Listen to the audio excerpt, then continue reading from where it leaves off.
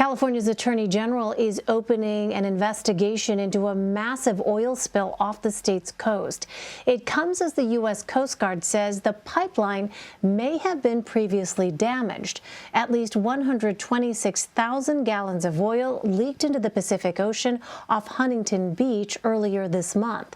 Officials say a routine inspection of the pipeline last October found it was intact at the time, but they are now, quote, fairly certain an anchor from another ship may have struck the pipeline at some point this year.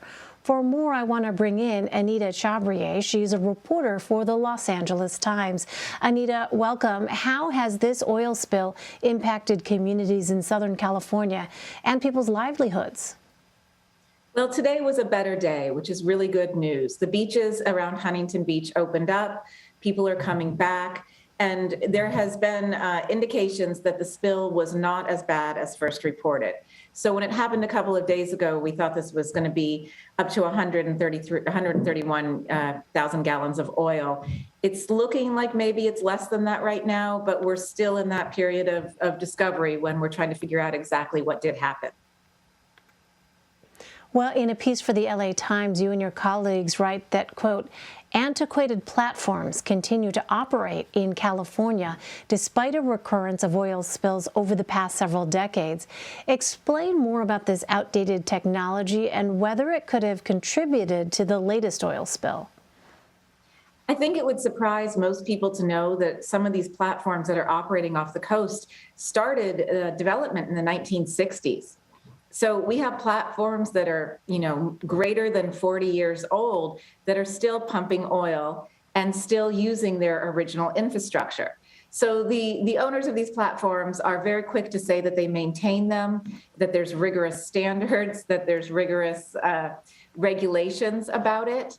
But the truth is that you have pipes that are aging and infrastructure that's aging, and these platforms have changed hands from big corporate owners like Shell and Exxon to smaller and smaller owners over time who maybe don't have the financial resources to do everything that a larger company would do.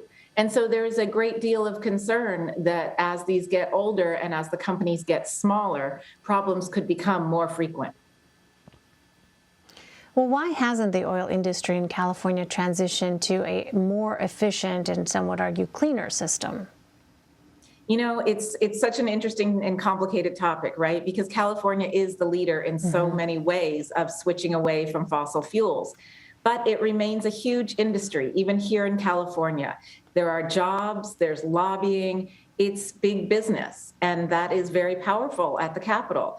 And I think that's part of the reality of it, is that even as we speak about moving away from these things and make some real efforts and some really take a leadership role in that throughout the nation, at the same time, there's realities about how quickly that can be done and how many people really are committed to doing it and who would like to stay in the fossil fuel business. And Anita, just for context and perspective, there are still 4 offshore oil platforms off the California coast. How much oil do they produce? We actually have 23 platforms off the coast in federal waters. And interestingly, most of their oil stays inside of California, what they do produce. And I don't have an exact number for you on that, but we actually keep most of our oil. We don't export a lot of it to other places. So it gives you a sense of how much California is actually still dependent on fossil fuels, despite all of our best efforts. Yeah, that is really extraordinary to think about, all of that staying in the state of California. All right, Anita Chabria. Anita, thanks very much. Thanks for having me.